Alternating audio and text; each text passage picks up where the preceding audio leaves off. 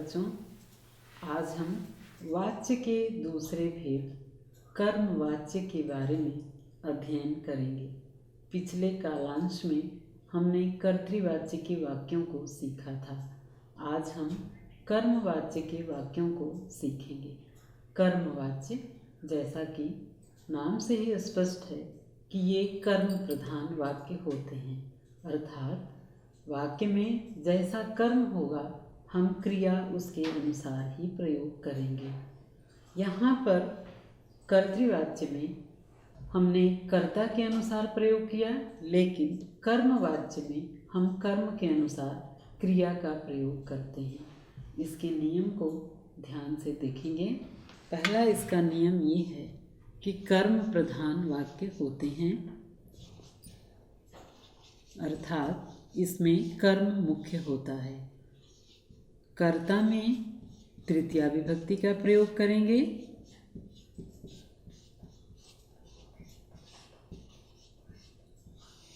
कर्ता में तृतीया विभक्ति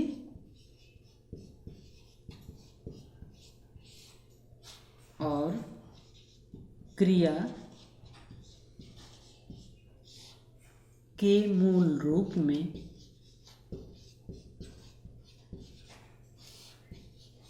य प्लस ते जोड़कर प्रयोग करेंगे और क्रिया कर्म के अनुसार प्रयोग की जाएगी।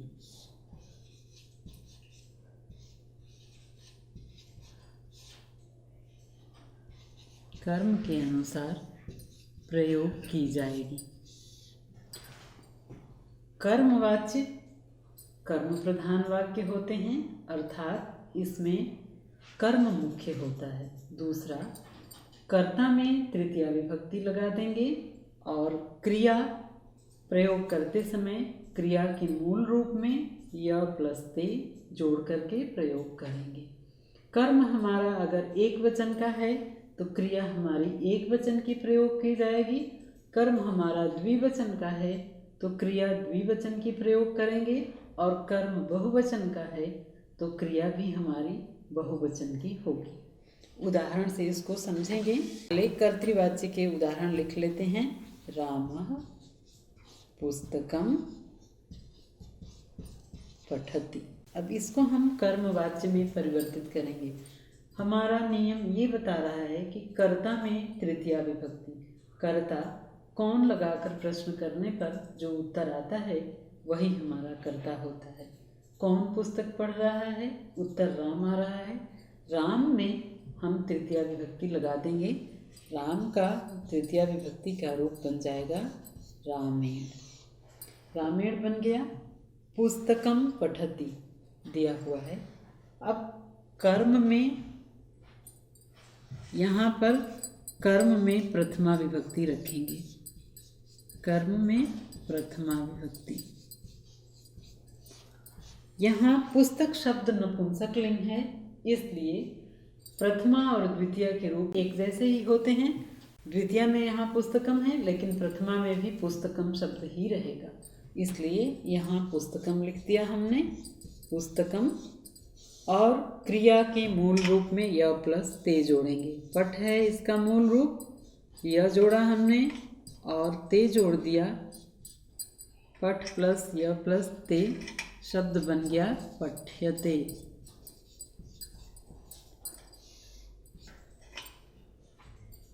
यहाँ उदाहरण से समझेंगे। रामः पुस्तकं पठति, ये दिया हुआ है वाक्य। इसको हमें कर्मवाच्य में परिवर्तित करना है। सबसे पहले नियम के अनुसार कर्ता में तृतीया विभक्ति प्रयोग करेंगे। राम शब्द में हमने तृतीया विभक्ति प्रयोग करके रामेण शब्द बना लिया।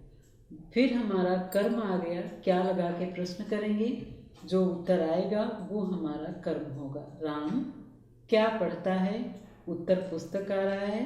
पुस्तक हमारा कर्म हो गया। कर्म में प्रथमा विभक्ति कही गई है। पुस्तक शब्द नपुंसकलिंग है, इसलिए प्रथमा और द्वितीय दोनों विभक्तियों के रूप एक समान होंगे। अब यहाँ पुस्तकम ही रहेगा, रामेण पुस्तकम। अब क्रिया की बारी आई। क्रिया के लिए कहा गया है कि क्रिया के मूल रूप में य प्लस ते जोड़ करके कर्म के अनुसार प्रयोग करेंगे।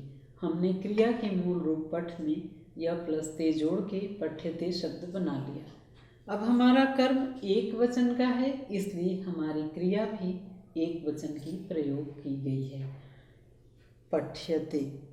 अब क्रिया को बनाते समय हमें ध्यान रखना है, कुछ धातुएं ऐसी होती हैं जिसके अंत में डा, पा या ऐ होता है। उसके साथ जब हम य प्लस ते जोड़ते हैं तो बीच में ई जुड़ जाता है। जैसे दा के साथ हम जोड़ेंगे य प्लस ते, दीयते शब्द बनेगा। पा के साथ जोड़ेंगे पीयते शब्द बनेगा। स्था के साथ जोड़ेंगे स्थीयते शब्द बनेगा। गय के साथ जोड़ेंगे गीयते शब्द बनेगा। जिन धातुओं के अंत में री होता है, जैसे क्री, तो क्री के साथ जब हम या प्लस ते जोड़ेंगे तो इसका रूप क्रियते हो जाएगा, क्रियते। एक दो उदाहरण और देखेंगे। अहम पुस्तकानि पठामि।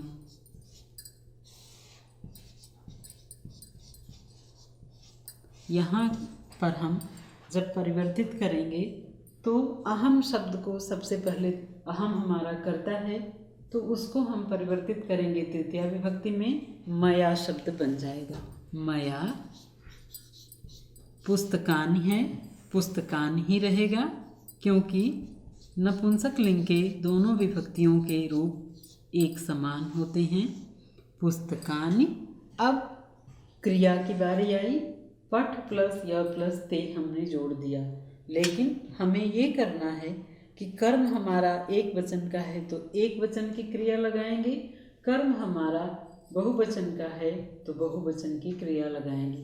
यहाँ पुस्तकानि शब्द जो हमारा कर्म है वो हमें ये बता रहा है कि कर्म बहुवचन है, तो हम क्रिया में बहुवचन का प्रयोग करेंगे, पठ्यन्ते शब्द बन जाएगा, पठ्यन्ते। अगर यही हमारी क्रिया द्विवचन की होती तो हम द्विवचन के कर्म का प्रयोग करते, जैसा कि उदाहरण से हमें समझ में आ जाएगा। त्वम पाठौ पठसि, इसको जब हम परिवर्तित करेंगे, यहाँ पर त्वम में हमने तृतीया विभक्ति लगा दी, त्वया पाठौ द्विवचन का है, पठ्येते द्विवचन का कर्ता होने की वजह से क्रिया भी हमारी द्विवचन की हो गई है, पठ्येते। अर्थात कर्म हमारा जैसा होगा हम वैसी ही क्रिया का प्रयोग करेंगे। कर्मवाच्य को एक बार फिर से समझते हैं। कर्मवाच्य कर्म प्रधान वाक्य होते हैं, अर्थात इसमें कर्म मुख्य होता है। कर्म के अनुसार ही हम क्रिया का प्रयोग करते हैं। जैसे ये उदाहरण हमने देखे, इसमें कर्ता में तृतीया विभक्ति कर देंगे, फिर उसके बाद कर्म में प्रथमा विभक्ति और क्रिया कर्म के अनुसार प्रयोग करेंगे, उसमें य और ते बीच में जोड़ देंगे। जिन धातुओं के अंत में आ स्वर आ रहा है उसमें जब हम य प्लस ते जोड़ेंगे तो वहाँ ई हो जाएगा। जैसे हमने उदाहरण में लिया था, दा, पा, दीयते, पीयते, स्थीयते। और जिन धातुओं के अंत में ऐ, गए, गीयते हो जाएगा। ये उदाहरण हमने लिया रामः पुस्तकम पठत। हमारा राम शब्द एक वचन का करता है, प्रथम पुरुष का, इसमें हमने तृतीया विभक्ति लगा के रामेण शब्द बना लिया। पुस्तक शब्द नपुंसक लिंग का शब्द है और प्रथमा और द्वितीया दोनों विभक्तियों में एक ही जैसा रहेगा, इसलिए यहाँ पुस्तकम हो जाएगा। फिर पठ्यते, पठ प्लस य प्लस हमने ते जोड़ दिया, पठ्यते हो गया। हमने दूसरा उदाहरण लिया है, अहम पुस्तकानि पठामि। अहम में तृतीया विभक्ति लगा देंगे, मया हो जाएगा। पुस्तकानि शब्द फिर बहुवचन का है। हमने पुस्तकानि नपुंसक लिंग होने के कारण प्रथमा और द्वितीया समान ही रहेगा, पुस्तकानि ही रखेंगे। और फिर पठामि शब्द है, वहाँ पर पठ्यन्ते हो जाएगा, क्योंकि पुस्तक बहुवचन का कर्ता है। यहाँ पर कर्ता के अनुसार क्रिया का प्रयोग नहीं करेंगे, कर्म के अनुसार क्रिया का प्रयोग करेंगे। कर्तृवाच्य में हमने कर्ता के अनुसार क्रिया का प्रयोग किया, लेकिन कर्मवाच्य में कर्म के अनुसार हम क्रिया का प्रयोग करेंगे। और क्रिया के मूल रूप में य प्लस ते जोड़कर आत्मनेपदी की तरह रूप चलाएंगे।